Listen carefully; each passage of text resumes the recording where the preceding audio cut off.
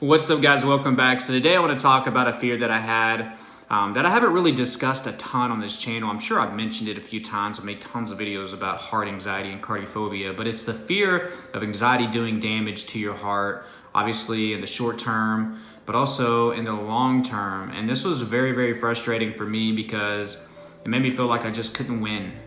Even whenever I would start to get better acceptance that, maybe this is anxiety that's causing me to have the chest pain, the fast heart rate, the high blood pressure, maybe it is, but what if this long-term fast heart rate, high blood pressure, what if it shortens my life? What if it takes years off my life? What if it causes me to have a heart attack in the long run? What if one of these panic attacks eventually turns into a heart attack? And that was something that would plague me all the time. So if you deal with that, you're not alone, all right? But you know what time it is. Smash the like button down below if you're ready to kick anxiety in the butt. Leave me a comment. Let me know if you're dealing with this fear. You're not alone.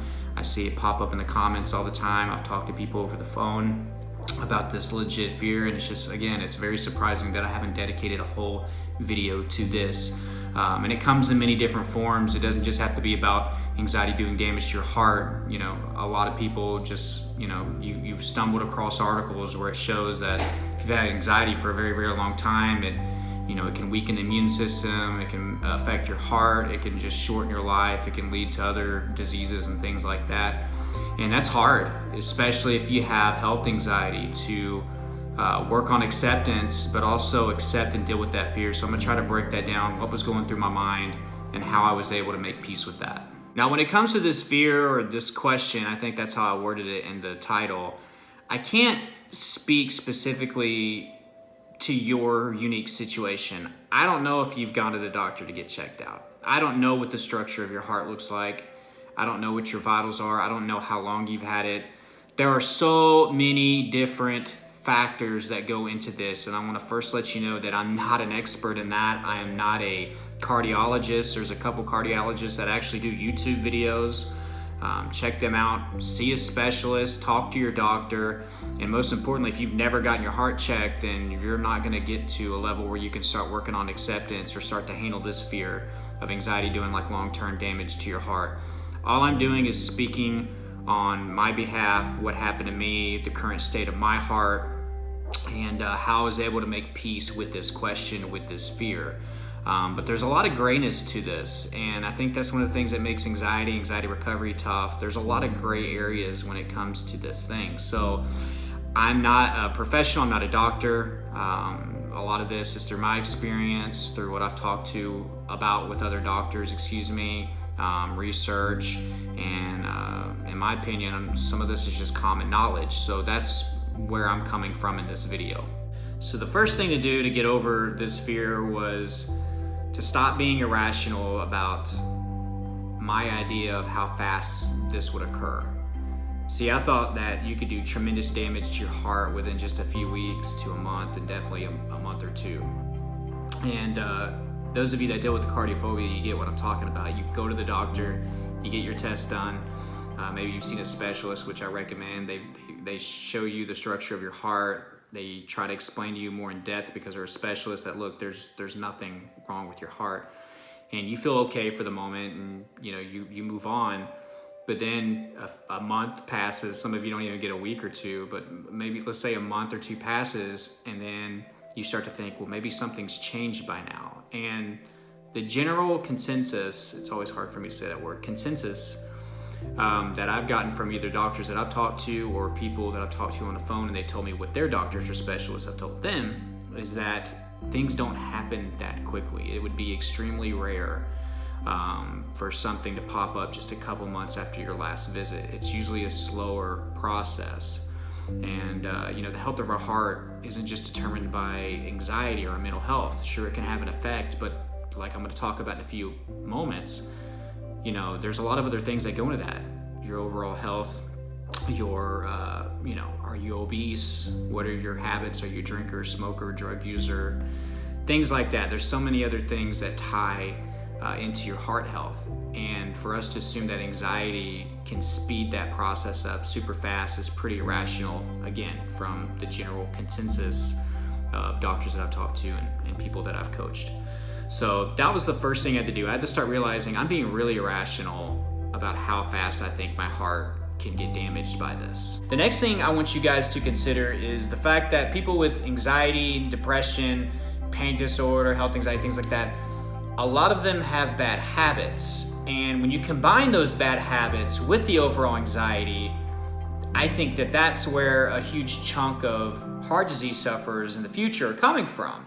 Think about a lot of the things that people with anxiety do. They try to cope with their anxiety. And a lot of them, including myself, we tend to cling on some things that are not healthy for us in order to get some immediate relief or peace or dopamine.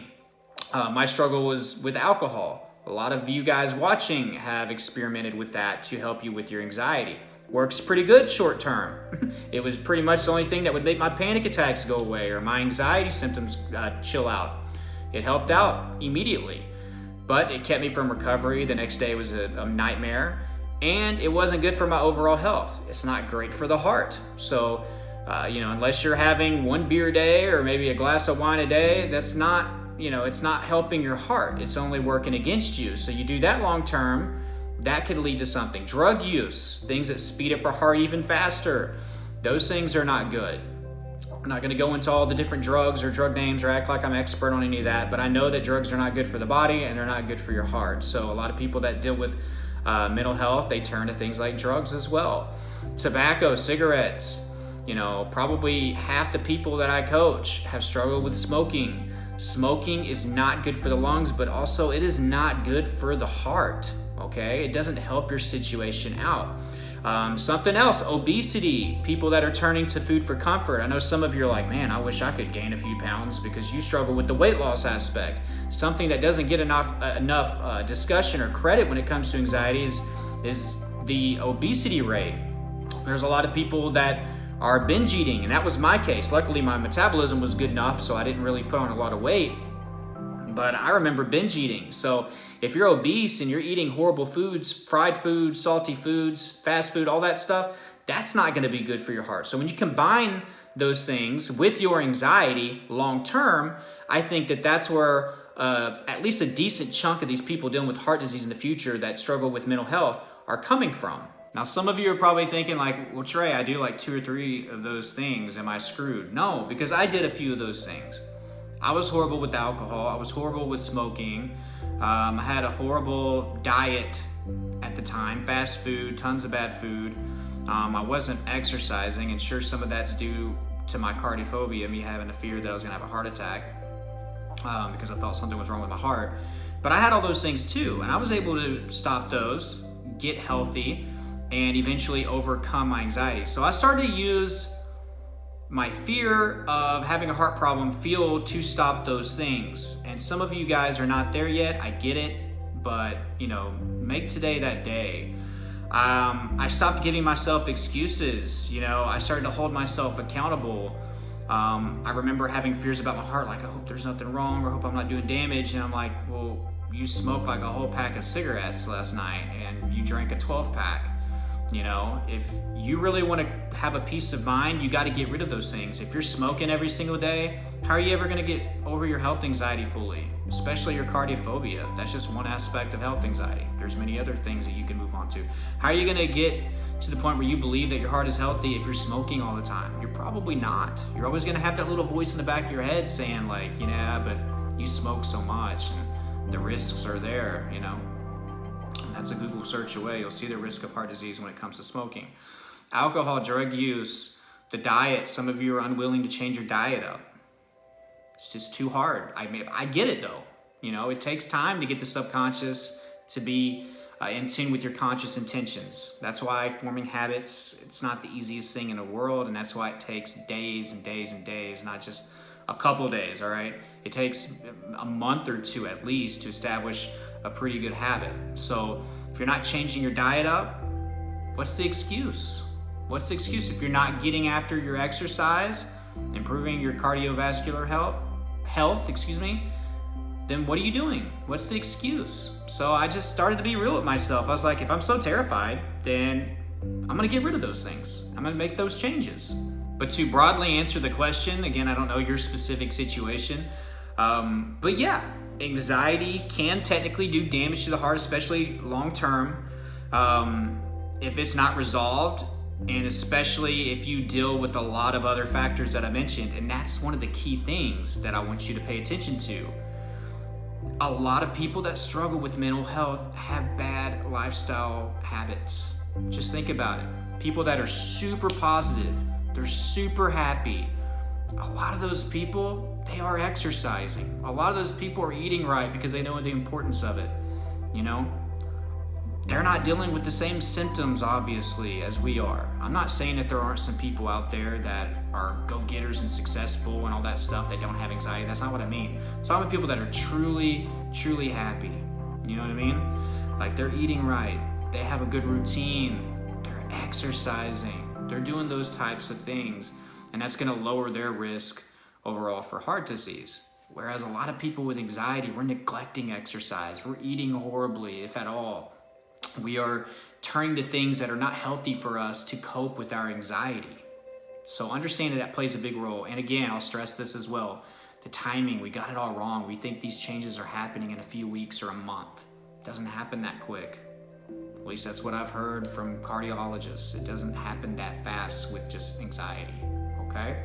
So use this as motivation, as I did, to clear up my life, to detox, to develop new routines, to get rid of the bad habits. Super important if you want to recover from anxiety. And also you want to get rid of that little voice that's in the back of your head saying like, yeah, but you smoke, or yeah, but you use drugs, or yeah, but you never exercise. What if that's affecting your heart? Get rid of that little voice by just making these changes. Again, I know it's not easy. It's easier said than done, but it's necessary if you want to get past health anxiety. But my heart is healthy. Again, I had crazy heart rates, anywhere from like 95 to 180 for years. I had high blood pressure. We're talking like, 130, 140 over 100 to like 180 over 110. I know, crazy high numbers. Had that for years as well. Had chest pain, not to mention thousands of other symptoms for years.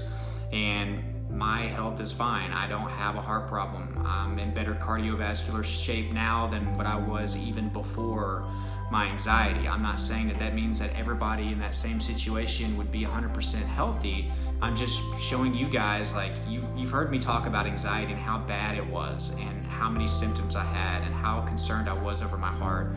And I don't have those symptoms anymore. I don't go all the time to get checked, and my heart is healthy, okay? So I'm a living testament that it doesn't have to be that way. But you do have to get rid of a lot of the bad habits that you partake in, for that, at the very minimum, for that peace of mind, but also just for your overall health, right? It does lower the risk. So if you're dealing with this, understand there is hope. You can recover. I'm living proof. I had horrible, crippling health anxiety. I had multiple panic attacks a day, and I was able to overcome anxiety 110%. So if you haven't checked it out yet, please go down below in the description and in my first spin comment. There's gonna be a lot of resources. You're gonna notice that first off.